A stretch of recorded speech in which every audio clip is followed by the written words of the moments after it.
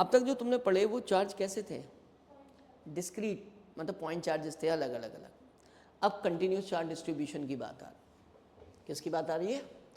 तो पहले continuous charge distribution की हम बात कर रहे हैं, तो बेटा कंटिन्यूसली चार्ज डिस्ट्रीब्यूट होना चाहिए कहीं ना कहीं।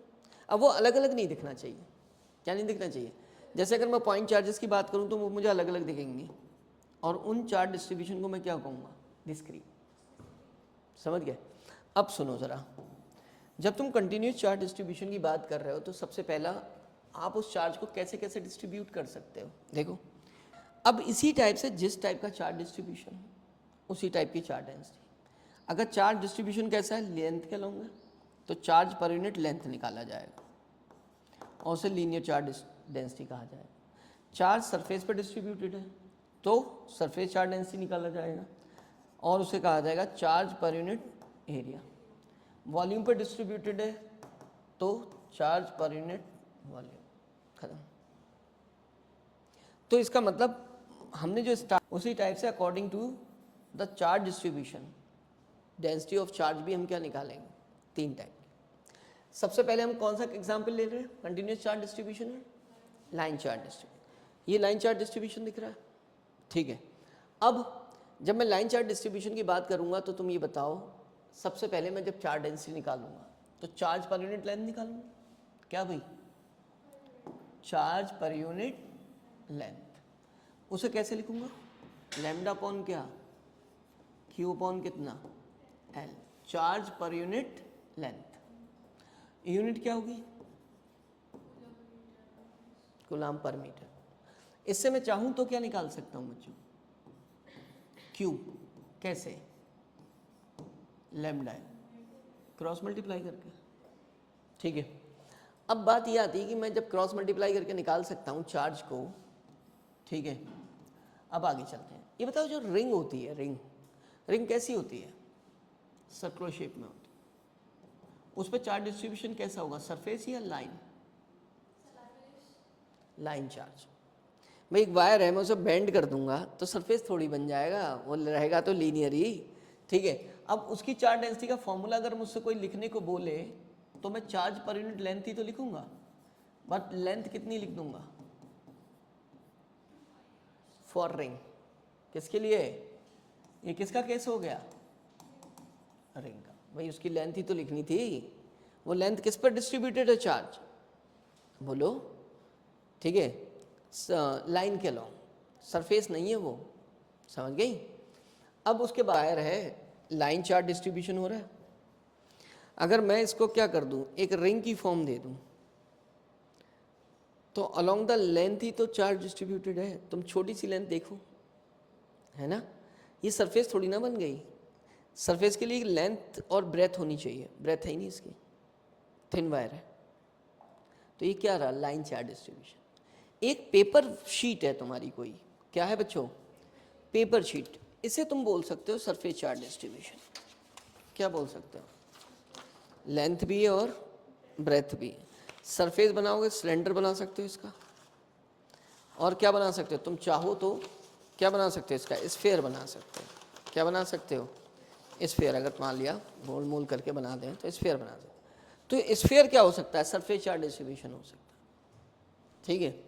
तो बिल्कुल एक्चुअली में जब इमेजिन करते हैं सब चीज़ें आती हैं भाई। अब हाँ, होल स्फीयर में वही लगेगा भाई, उसी में तो सरफेस है। हाँ भाई, उसी में तो है सरफेस बनना, कोई इसमें थोड़ी लग जाएगा। अब चलो बात आ गई कि जब यूनिफॉर्म चार्ज डिस्ट्रीब्यूशन था तब तो तुमने ये अप्लाई करा। अब है नॉन यूनिफॉर्म चार्ज डिस्ट्रीब्यूशन। क्या है? अब नॉन यूनिफॉर्म चार्ज डिस्ट्रीब्यूशन है, मान लो कहीं पर ज़्यादा है, कहीं पर क्या है? यहाँ पर बहुत ज़्यादा है चार्ज डेंसिटी, यहाँ पर क्या है? कम है। मैं सिर्फ तुमसे इतना पूछूंगा कि यार चार्ज बताओ कैसे निकालोगे? चार्ज डेंसिटी है, अब वो तो कांस्टेंट नहीं है, कांस्टेंट नहीं है, तो तुम कौन सी वैल्यू लिखोगे? मान लिया मैं किसी पार्ट पर पूछ रहा हूँ, जैसे यहाँ पूछ लिया मैंने कि इतने वायर पर चार्ज कितना है, तो उस वायर की चार्ज डेंसिटी इनटू क्या? लेंथ। तो वो तो वेरी कर रही है, वो क्या कर रही है? तो तुम रख नहीं पाओगे। तो इस कंडीशन में जब भी नॉन यूनिफॉर्म चार्ज डिस्ट्रीब्यूशन होता है तो हम क्या करते हैं? एक एलिमेंट कंसीडर करते हैं। क्या करते हैं? Element consider. अब एलिमेंट कंसीडर करने के बाद जैसे मैंने ये कंसीडर कर लिया और ये एलिमेंट पता है क्या होता है, दिस एलिमेंट इज इनफाइनेटेसिमली स्मॉल, तो ये पॉइंट चार्ज की तरह बिहेव करता है। कैसे बिहेव करता है? बहुत छोटा सा पार्ट है। अब बहुत छोटा सा पार्ट है तो इस पर चार्ज कितना हो जाएगा? इसकी लेंथ मैंने क्या ली है? डी।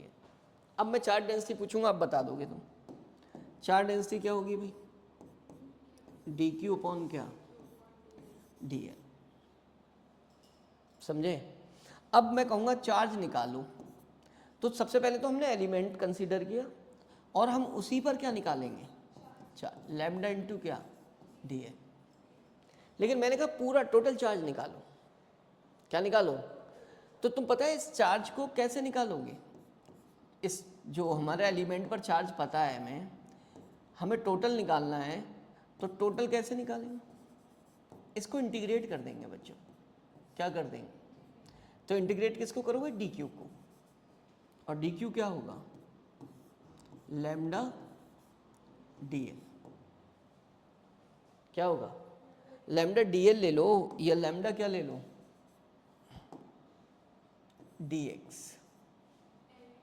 ठीक है, एल इसलिए नहीं ले रहा मैं, अभी मैं तुम्हें सॉल्व कराऊंगा ना। ठीक है, ये क्या ले रहा हूँ? D x. ठीक है, तो एलिमेंट की लेंथ क्या ले लिए भाई? एक्स ले लिया। चलो, अब ये चीज़ तुम्हें यहाँ से समझ आएगी। एक वायर है जिसकी चार्ज डेंसिटी नॉन यूनिफॉर्म है। नॉन यूनिफॉर्म का मतलब वो क्या कर रही है बेटा? वेरी कर रही है, एक्स पे डिपेंड कर रही है। एक्स पे क्या कर रही है? अच्छा, यही वैल्यू मैं तुम्हें यहाँ दे देता तो तुम कहते कि भाई ये तो बदल रही है। अगर मान लिया तुम कहते कि हम तो सर यही फॉर्मूला लगा लेंगे, तो ये तुम्हें पता ही कहाँ चल रहा है। लैम्डा तो के एक्स है, हर एक्स के लिए अलग वैल्यू है। ठीक है, तो लैम्डा के एक्स है, इसका मतलब ये बदल रही है। तो फिर वही कहानी होगी कि तुम्हें एक क्या लेना पड़ेगा? एक क्या? एलिमेंट जिसकी वैल्यू क्या लोगे बच्चों? डी क्यू, और उसकी लेंथ क्या लोगे? डी एक्स लोगे। फिर तुम वही क्या करोगे? डी क्यू निकालोगे पहले।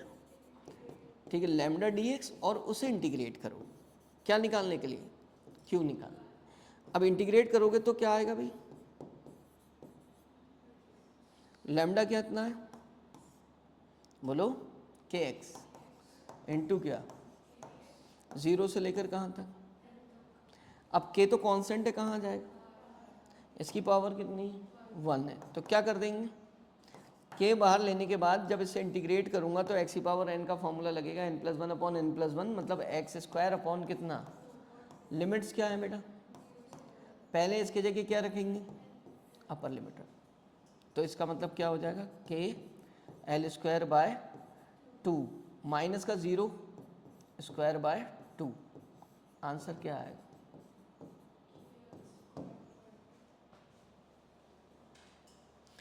तो पता चला तुम्हें कि जब भी चार्ज डेंसिटी नॉन यूनिफॉर्म होगी तो हम क्या करेंगे? Treating a small element as a point charge, और उस पर चार्ज निकालेंगे, और फिर टोटल चार्ज के लिए हमें क्या करना है? इंटीग्रेट करना है। क्लियर है बात? ठीक भाई, इंटीग्रेशन क्या चीज़ है? Surface charge distribution. अब सरफेस पूरे पे चार्ज डिस्ट्रीब्यूटेड है। अब तुम क्या करोगे भाई?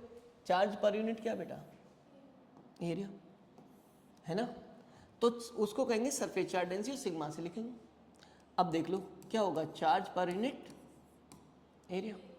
ठीक है, अब यार मैं बात करूं, इसकी यूनिट तो बता ही दोगे बच्चों? बोलो।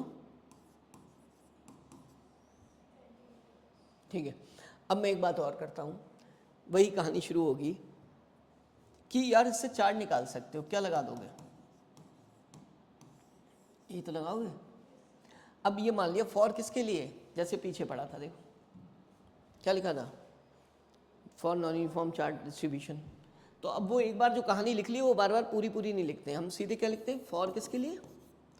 Non uniform charge distribution. क्या करते हो भाई? एक एलिमेंट कंसीडर करते हो, और एक एलिमेंट कंसीडर करने के बाद क्या करते हो? बोलो। वही सिग्मा निकालते हो, क्या करके? डी क्यू अपॉन क्या करके? D A. ये एलिमेंट कंसीडर कर लिया, ds ले लिया हमने, क्या ले लिया है, सरफेस एरिया को ab लिखते हैं और क्या लिखते हैं sb, हमें s लिख कर चल रहे हैं क्योंकि हम इस लेसन में ना s का यूज़ करेंगे, ठीक, q अपॉन कितना, ठीक है, ds। अब नॉन यूनिफॉर्म में क्या करोगे, एलिमेंट लोगे और एलिमेंट के हेल्प से क्या निकाल दोगे, ठीक है, surface charge density D Q निकालोगे और सिग्मा क्या हो जाएगा, डी एस। टोटल चार्ज निकालना है तो क्या कर लोगे, इंटीग्रेट कर लोगे, ठीक, किसको, इसको, डी क्यू को, ठीक है ना, बाकी तुम प्रोसेस कर लोगे जो भी है, लैम्डा दी होगी वैल्यू जैसे। अब एक बात मैं तुमसे पूछना चाहता हूँ, सरफेस चार्ज डेंसिटी का एग्जाम्पल बताओ, जैसे वहाँ बताया था यार वायर पर लाइन चार्ज डिस्ट्रीब्यूशन, रिंग भी हो गया, इसमें बताओ सॉलिड है और इसमें भी क्या होगा, आउटर सरफेस पे, तो दोनों ही सरफेस चार्ज डिस्ट्रीब्यूशन हो गए। ये मैंने कहाँ पढ़ाया, जब चार्ज पढ़ा रहा था, solid and hollow sphere both occupy same charge, because जो चार्ज एक्युमुलेट होने के लिए सरफेस एरिया है वो तो सेम है। तो अब इसका सॉलिड होने से फायदा क्या निकला, कुछ नहीं, वो कहाँ चला गया, सरफेस पे चला गया, किनारे पे। मैं जैसे बात करूँ, मैं एक एग्जांपल देता हूँ कि बच्चे बैठे हैं क्लास में और मंकी आ जाते हैं, तो बच्चे कहाँ जाएंगे, बिल्कुल कोने, मतलब किनारे पे ऐसे डिस्ट्रीब्यूट हो जाए, 100 बच्चे हैं चारों दीवार से ऐसे हो गए। अब ये बताओ इसका क्या मतलब है, फ्लोर हो ना हो, 100 बच्चे ही तो आ पाएंगे। लाइक चार्ज स्फीयर में भी और सॉलिड शर्त है कंडक्टिंग होनी चाहिए। चार्ज डेंसिटी कौन सी होगी, सरफेस चार्ज डेंसिटी होगी, और सरफेस चार्ज डेंसिटी क्या होगी, charge per unit area. Area कितना होगा, अगर रेडियस आर है, ये क्वेश्चन आता है बेटा कि सॉलिड एंड हॉलो स्फीयर, ठीक है, both have occupy same charge if the radius of both the spheres क्या रहे, सेम। एक और पढ़ लो बस, वॉल्यूम चार्ज डेंसिटी क्या होगा बताओ। अब वॉल्यूम चार्ज डेंसिटी फिर कहाँ होगी, नॉन कंडक्टिंग स्फीयर, किस पर, नॉन कंडक्टिंग। क्यों, ये सब मैंने पढ़ाया बेटा चार्ज में, अगर तुम चार्ज मेरा पढ़ोगे उसमें सब पढ़ा है और ये चीज़ें पता होनी चाहिए, क्योंकि पता है क्या पता चलता है, इससे कितने क्वेश्चन बनते हैं। देखो चार्ज बाहर अक्यूमुलेट हो गया, अंदर नहीं है तो फील्ड क्या होगी, यहाँ भी क्या होगी, ज़ीरो, ठीक है। अब हमें चार्ज ही नहीं पता तो फील्ड कहाँ से पता होगी, लेकिन यहाँ पर चार्ज जहाँ दोगे वहीं पड़ा रहेगा। क्यों, इसके पार क्या नहीं होते, फ्री इलेक्ट्रॉन नहीं होते, और रिपेल भी करेंगे तो जा नहीं सकते, तो इसका मतलब इसके पूरे वॉल्यूम पर क्या होगी, चार्ज डेंसिटी, चार्ज डिस्ट्रीब्यूटेड होगा। लेकिन शर्त क्या है, नॉन क्या होना चाहिए, कंडक्टिंग स्फीयर होना चाहिए, सही है। अब वॉल्यूम चार्ज डेंसिटी लिखोगे कैसे बच्चे, charge per unit volume, unit क्या लिखोगे, कूलाम मीटर क्यूब, चार्ज निकालोगे तो क्या लिखोगे, है ना। अब उसके बाद तुमसे मैं कहूँगा कि अगर फॉर किसके लिए, नॉन यूनिफॉर्म चार्ज डिस्ट्रीब्यूशन, अगर नॉन यूनिफॉर्म चार्ज डिस्ट्रीब्यूशन होगा तो क्या होगा, बोलो, वही एक एलिमेंट लेंगे, ठीक है, एलिमेंट लेने के बाद उससे डी क्यू निकालेंगे, ठीक है, और डी क्यू क्या होगा, इसका यूज़ करो, बताओ, शुरू से लिख लो चाहे, क्या लिखोगे भाई, रो इक्वल्स टू क्या, D Q upon D V, इसकी मदद से क्या निकालोगे, D Q, rho D V. फिर उसके बाद मुझे क्या निकालना होगा, क्यू, क्या कर दूंगा इसको मैं, अब देखो इलेक्ट्रिक फ्लक्स, लेकिन यार इलेक्ट्रिक फ्लक्स को जानने से पहले हमें पता करना होगा ना एक्चुअली क्या होता है ना, इलेक्ट्रिक फ्लक्स एक जनरल टर्म है, क्या है, जनरल टर्म की, वो आउटवर्ड भी हो सकती है इनवर्ड भी हो सकती है। तो एक्चुअली किसी को आउटवर्ड या इनवर्ड बताना, तो एक डायरेक्शन कोई दूसरी क्वांटिटी हो जो कि वेक्टर हो, उसके रेफरेंस लेके ही बताएंगे। तो अब पहले करेंगे एरिया का डिस्कशन, किसका, एरिया या एरिया वेक्टर का। तो मैं तुमसे पूछना चाहूँगा कि ये बताओ कि area is a scalar quantity और वेक्टर। जैसे ये मान लिया मैं एक रेक्टेंगुलर शीट है, कोई सरफेस है और मैं उसका एरिया निकाल रहा हूँ, तो ये किस टाइप की क्वांटिटी है बेटा, लेंथ और ब्रेथ निकाल रहे हो उसकी, बताओ किस टाइप की क्वांटिटी, बताओ यार, ठीक है। एरिया लिख रहा हूँ एस से मैं, लेंथ इनटू क्या, ब्रेथ, किस टाइप की क्वांटिटी है, स्केलर और वेक्टर, आधे स्केलर कह रहे हैं आधे वेक्टर कह रहे हैं, तुम्हारा अपना कोई ठिकाना ही नहीं है, ठीक है। तो देखो एक भी जो भी चीज़ होनी चाहिए ना कंप्लीटली स्ट्रॉन्ग होनी चाहिए कि कोई पूछे तो हमें अपने ऊपर ही शक ना हो, ठीक है। देखो हमने जबकि एरिया एक स्केलर क्वांटिटी है, क्या है बेटा, अगर ये वेक्टर होती तो हम 11th में ही इसे वेक्टर पढ़ते। एरिया कैसी क्वांटिटी होती है, अगर वेक्टर होती तो हम 11 से ही वेक्टर स्टार्ट करते भाई। एग्जाम्पल में क्वांटिटी लेते कहीं तो वेक्टर का एग्जाम्पल ले लेते या कुछ भी ले लेते, तो कभी तुमने इसको वेक्टर नहीं लिया। क्यों नहीं लिया? क्योंकि ये कैसी क्वांटिटी है, स्केलर। लेकिन कभी कभी ना ऐसे हालात होते हैं कि किसी चीज़ को हमें है ना अकॉर्डिंग टू द सिचुएशन चीज़ों को हमें डील करना पड़ता है। किसको डील करना पड़ता है? जैसे आज प्रियांशु लेट आए, भाई लेट क्यों होगा प्रियांशु? मान लिया इन पर एक एग्जाम्पल ले रहे इसी बहाने, प्रियांशु किसी के साथ पार्क में घूमने गए थे। क्या गए थे भाई? इसीलिए ये क्या हो गया बेटा, लेट हो गए। अब ये वहाँ पर आज तुमने देखा ही था मौसम तो बहुत क्या था, सुहाना था भाई। प्रियांशु वहाँ पर गए और किसी के साथ पार्क में, कहाँ कोई भी एग्जाम्पल ले लो, रामपुर गार्डन गए और ये वहाँ क्या कर रहे हैं, वहाँ पर ये किसी के साथ गए, अकेले तो जाएंगे नहीं पार्क में, ठीक है, और ये बैठे हैं। तो होता क्या है कि सब जानते हैं भी इनका उनका क्या रिलेशन हो सकता है अगर ये पार्क में गए हैं, ठीक है। ऐसी वैसे तो ये इनकी कौन है, खाली खुश हो लोग, ठीक है, और ये प्रियांशु। तो बेटा होगा क्या कि मान लिया कि इस टाइप का कोई इनके साथ रिलेशनशिप है, वैसे ये चीज़ अच्छी नहीं है, तो बेटा क्या होगा अगर ये पुलिस आ जाती है तो इन्हें ये क्या बताएंगे? तुम्हें पता है अकॉर्डिंग टू द सिचुएशन, अब हालत ख़राब है, ठीक है, तो ये इसे क्या नाम दे देंगे, सिस्टर। तो तुम्हें पता है बेटा ये मतलब इंसान जो है ना मजबूरी में रिश्तों तक की कदर नहीं करता, ठीक है। तो ये क्या है, किसकी सिचुएशन की क्या है बेटा, Priyanshu, this is the demand of a situation कि तुम इसे क्या, इन्हें क्या बता दे रहे हो, सिस्टर। चलो पुलिस चली जाती है, फिर इसके बाद ये कौन, फिर से जो रिलेशनशिप इनका है वही कायम रहता है। तो इसका मतलब बेटा पता है इन्होंने ये आखिर क्यों बोला कि शी इज़ अ सिस्टर, क्योंकि अगर ये नहीं बोलते तो हो सकता था इनके पापा को कॉल मिला दी जाती कि भाई आपका बेटा पढ़ने गया था और बैग है इसके पास और ये यहाँ पार्क में देखो क्या कर रहा है। तो इन्होंने सिचुएशन को हैंडल करने के लिए क्या कर लिया, रिश्ता बदल लिया। ये किसकी डिमांड थी, हालात की, ठीक है। बिल्कुल वही कंडीशन यहाँ है बेटा, वही कंडीशन कहाँ है जो हम पढ़ रहे हैं, एरिया को, ठीक है। तो एरिया कैसी क्वांटिटी है तुम लोगों के अकॉर्डिंग, स्केलर बेटा, क्या है, स्केलर। लेकिन क्या होता है ना, फ्लक्स के फ्लो की डायरेक्शन बताने के लिए, क्या बच्चे, फ्लक्स की फ्लो की डायरेक्शन बताने के लिए हम उसे वेक्टर बना लेते हैं। क्या कर लेते हैं, तो बनाया ना, अब बनाया कोई रिश्ता प्रियांशु ने क्या किया, नया नया बनाया, उसको एक नाम दिया, क्या नाम दिया, सिस्टर, ठीक है। तो वही कंडीशन यहाँ है बेटा, जब तुम एरिया को जो कि स्केलर है भाई, जो कि क्या है बेटा, स्केलर है, उसको आप अगर वेक्टर बनाना चाहते हो, now this is called area vector या सरफेस एरिया वेक्टर। नाम बदल गया, क्या बदल गया, नाम बदल गया। तो बेटा नॉर्मल एरिया तो हम किससे लिखते हैं, लेंथ इनटू ब्रेथ से, which is what, this is scalar होता है, क्या होता है बेटा, स्केलर। लेकिन जैसे ही मैंने कहा ना कि हम फ्लक्स के फ्लो की डायरेक्शन बताते हैं इसको रेफरेंस मानकर, तो हमें इसे वेक्टर बनाना पड़ता है। क्या करना पड़ता है, बनाना पड़ता है। तो जब हम इसे वेक्टर बना रहे हैं इसका मतलब क्या कर रहे हैं बच्चे हम, कि खुद ही हम उसे क्या देंगे, नाम बदल देंगे इसका। तो हम एरिया नहीं बोलेंगे, हम बोलेंगे वहाँ पर एरिया वेक्टर। क्या बोलेंगे, एरिया वेक्टर या सरफेस एरिया वेक्टर। अब सरफेस एरिया वेक्टर बोलेंगे तो बेटा इसको डायरेक्शन देंगे, क्या देंगे भाई, डायरेक्शन हम खुद प्रोवाइड करेंगे। तो हम इसको डायरेक्शन किस से रिप्रेजेंट करते हो तुम, एन कैप से। तो ये डायरेक्शन तुम खुद डिसाइड करते हो। जैसे मान लिया ये सरफेस है, ये क्या है बेटा, ये तुमने उसको डायरेक्शन प्रोवाइड किया which is perpendicular to surface and outward.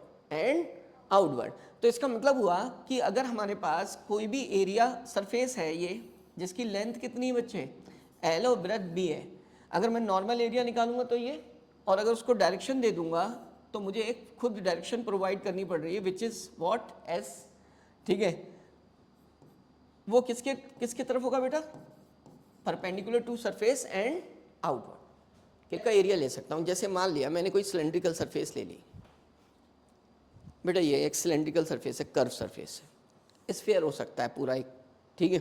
तो मैं यहाँ पर पूरा भाई, अगर ये पूरी सरफेस होती तो मैं पूरी सरफेस को ऐसे करके एरिया मान लेता, है ना, लेकिन ये तो हर पॉइंट पर कर्व हो रही है। तो जैसे तुमने वाटरमेलन देखा है, वाटरमेलन में लोग क्या करते हैं, इतना पीस कट कर लेते हैं, उसे बाहर निकाल लेते हैं। तो वो एक एलिमेंट होता है, जस्ट वो कैसा दिखता है, फ्लैट दिखता है। कैसा दिखता है, फ्लैट। किसी भी स्पेरिकल सरफेस का एक छोटा सा पोर्शन हमेशा फ्लैट दिखता है। तो हम स्मॉल एरिया वेक्टर लेंगे।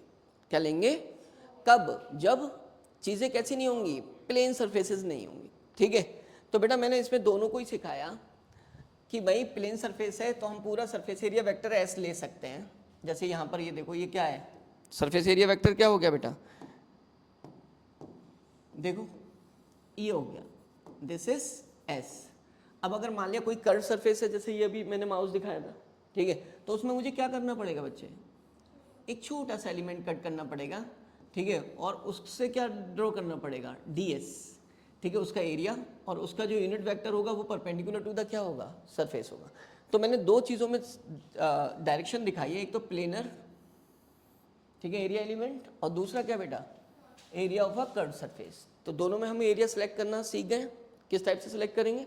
ठीक है, अब इससे मैंने क्या यहाँ पर बना दिया तुम्हारे सामने, इसको बना दिया बेटा वेक्टर। तो मुझे क्या लेना होगा, ठीक है, देखो surface area vector length into breadth into क्या, एन कैप। ठीक है, this is the magnitude of area element, और एन कैप क्या है, यूनिट वेक्टर।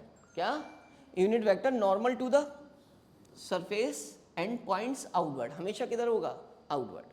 ठीक है, तो ये तो हो गया एरिया के बारे में।